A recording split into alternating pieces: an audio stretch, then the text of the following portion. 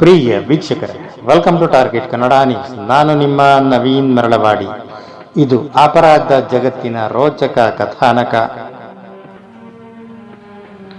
ಮಡಿವಾಳ ಮುಖ್ಯ ರಸ್ತೆಯಲ್ಲಿ ಔಷಧ ಅಂಗಡಿ ಮಾಲೀಕ ಸೊಹೇಲ್ ಎಂಬುವರನ್ನು ಅಡ್ಡಗಟ್ಟಿ ಕೊಲೆ ಮಾಡಿರುವ ಆರೋಪದಲ್ಲಿ 6 ಮಂದಿಯನ್ನು ಆಗ್ನೇಯ ವಿಭಾಗದ ಮಡಿವಾಳ ಠಾಣೆ ಪೊಲೀಸರು ಬಂಧಿಸಿದ್ದಾರೆ.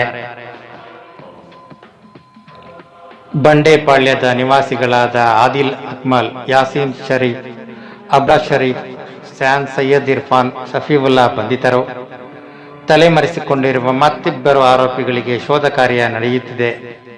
ಬಂಧಿತರ ಪೈಕಿ ಆದಿಲ್ ಅಕ್ಮಲ್ ಎಂಬಾತ ಬಂಡೆಪಾಳ್ಯ ಠಾಣೆಯ ರೌಡಿ ಶೀಟರ್. ಉಳಿದ ಆರೋಪಿಗಳು ಅಪರಾಧ ಹಿನ್ನೆಲೆ ಪತ್ತೆಹಚ್ಚರು ಎಂದು ಪೊಲೀಸರು ಹೇಳಿದ್ದಾರೆ.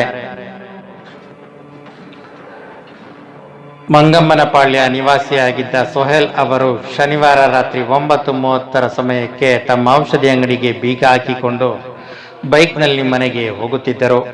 ಆಗ 3 ಬೈಕಿನಲ್ಲಿ 6 ಆರೋಪಿಗಳು ಹಿಂಬಾಲಿಸಿಕೊಂಡು ಬಂದಿದ್ರು.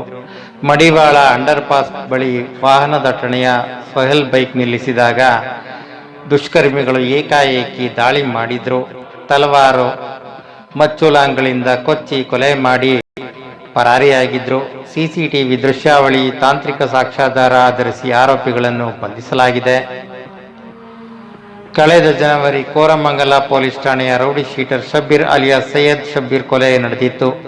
ಆ ಕೊಲೆಗೆ ಪ್ರತೀಕಾರವಾಗಿ ಸೊಹೇಲ್ ಅವರನ್ನು ಆರೋಪಿಗಳು ಕೊಲೆ ಮಾಡಿದ್ದಾರೆ ಎಂಬುದು ತನಿಖೆಯಿಂದ ಗೊತ್ತಾಗಿದೆ.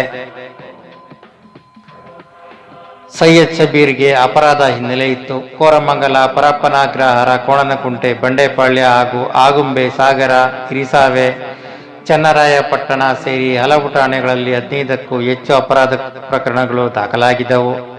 ಶಬ್ಬೀರ್ ಜನವರಿ 12ರ ರಾತ್ರಿ ಸ್ನೇಹಿತರೊಂದಿಗೆ ಆಟೋದಲ್ಲಿ ಮಂಗನಪಾಳ್ಯಕ್ಕೆ ತೆರಳುತ್ತಿದ್ದಾಗ ದುಷ್ಕರ್ಮಿಗಳ ತಂಡವು ಆಟೋ ಅಡ್ಡಗಟ್ಟಿ ಮಾರಕಾಸ್ತ್ರಗಳಿಂದ ಕೊಚ್ಚಿ ಕೊಲೆ ಮಾಡಿತ್ತು. ಪ್ರಕರಣದ ಸಂಬಂಧ 12 ಆರೋಪಿಗಳನ್ನು ಪೊಲೀಸರು ಬಂಧಿಸಿದ್ರು. ಶಬ್ಬೀರ್ ಕೊಲೆಗೆ ಸೊಹೇಲ್ ಹಣಕಾಸು ನೆರವು ನೀಡಿದ್ದರು ಎನ್ನಲಾಗಿದೆ. ಈ ವಿಚಾರವು ಶಬ್ಬೀರ್ ಆಪ್ತ ಸ್ನೇಹಿತ ಆದಿಲ್ ಅಕ್ಮಲ್ಗೆ ತಿಳಿದಿತ್ತು. ಕೊಲೆಗೆ ಪ್ರತೀಕಾರ ತೀರಿಸಿಕೊಳ್ಳಲು ಆದಿಲ್ ಸಹಚರರು ಹೊಂಚು ಹಾಕಿದ್ರು ಎಂದು ಮೂಲಗಳು ಹೇಳಿವೆ. ಕೃತ್ಯ ಎಸಗಿದ ಮೇಲೆ ಆರೋಪಿಗಳು ಮುಂಬೈಗೆ ತೆರಳಿ ತಲೆಮರೆಸಿಕೊಳ್ಳುವ ಸಂಚು ರೂಪಿಸಿದ್ದರು. ಆ ಮಾಹಿತಿ ಆಧರಿಸಿ ತ್ವರಿತ ಕಾರ್ಯಾಚರಣೆ ನಡೆಸಿ ಬಂಧಿಸಲಾಗಿದೆ.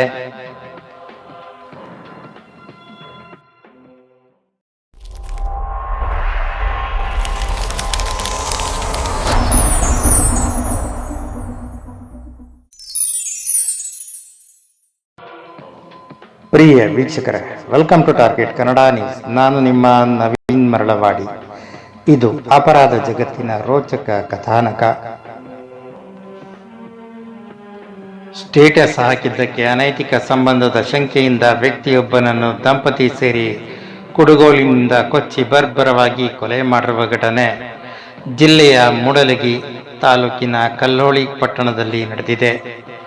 ಕಲ್ಕೋಳಿ ಗ್ರಾಮದ ಬಸಪ್ಪ ಒಡೆಯರ್ ಮತ್ತು ಶ್ರೀ ಲಕ್ಷ್ಮೀ ಒಡೆಯರ್ ಇಬ್ಬರು ಸೇರಿಕೊಂಡು ಗುಂಜನಕಟ್ಟಿ ಗ್ರಾಮದ ರಮೇಶ್ ಬಂಟ್ರೋಳಿ ಎಂಬಾತನ ಕೊಲೆ ಮಾಡಿದ್ದಾರೆ ಎಂದು ತಿಳಿದು ಬಂದಿದೆ. ಕೊಲೆಯಾದ ರಮೇಶ್ ಆರೋಪಿ ಬಸಪ್ಪನ ಪತ್ನಿ ಲಕ್ಷ್ಮಿ ಜೊತೆ ಅನೈತಿಕ ಸಂಬಂಧ ಹೊಂದಿದ್ದ ಎಂದು ಶಂಕೆ ವ್ಯಕ್ತವಾಗಿತ್ತು. ಜೊತೆಗೆ ರಮೇಶ್ ಲಕ್ಷ್ಮಿ ಜೊತೆ ಫೋಟೋ ತೆಗೆಸಿಕೊಂಡಿದ್ದ, ಅಲ್ಲದೆ ಅದನ್ನು ವಾಟ್ಸಾಪ್ ಸ್ಟೇಟಸ್ಗೆ ಹಾಕಿದ್ದ. ಇದನ್ನು ಕಂಡು ಆಕ್ರೋಶಗೊಂಡಿದ್ದ ಬಸಪ್ಪ ಹಾಗೂ ಲಕ್ಷ್ಮಿ ಈ ಕೃತ್ಯ ಎಸಗಿದ್ದಾರೆ. ಕಲ್ಲೋಳಿ ಗ್ರಾಮದಲ್ಲಿನ ಮನೆಯ ಹಿಂಭಾಗದಲ್ಲಿ ಸೋಯಾಬೀನ್ ಬೆಳೆದಿದ್ದ ಜಮೀನಿನಲ್ಲೇ ಪತಿ ಮತ್ತು ಪತ್ನಿ ಸೇರಿ ರಮೇಶನನ್ನು ಕುಡುಗೋಲಿನಿಂದ ತಲೆ ಹಾಗೂ ಕುತ್ತಿಗೆ ಭಾಗಕ್ಕೆ ಕೊಚ್ಚಿ ಭೀಕರವಾಗಿ ಕೊಲೆ ಮಾಡಿದ್ದಾರೆ. ಘಟನೆ ಕುರಿತು ಮಾಹಿತಿ ತಿಳಿಯುತ್ತಿದ್ದಂತೆ ಪೊಲೀಸರು ಸ್ಥಳಕ್ಕೆ ಭೇಟಿ ನೀಡಿ ಪರಿಶೀಲನೆ ನಡೆಸಿದ್ದಾರೆ. ಈ ಕುರಿತು ತನಿಖೆ ಕೈಗೊಂಡ ಪೊಲೀಸರು ಕೊಲೆ ಮಾಡಿದ ಆರೋಪಿಗಳನ್ನು ಬಂಧಿಸಿ ನ್ಯಾಯಾಂಗ ಬಂಧನಕ್ಕೆ ಒಪ್ಪಿಸಿದ್ದಾರೆ.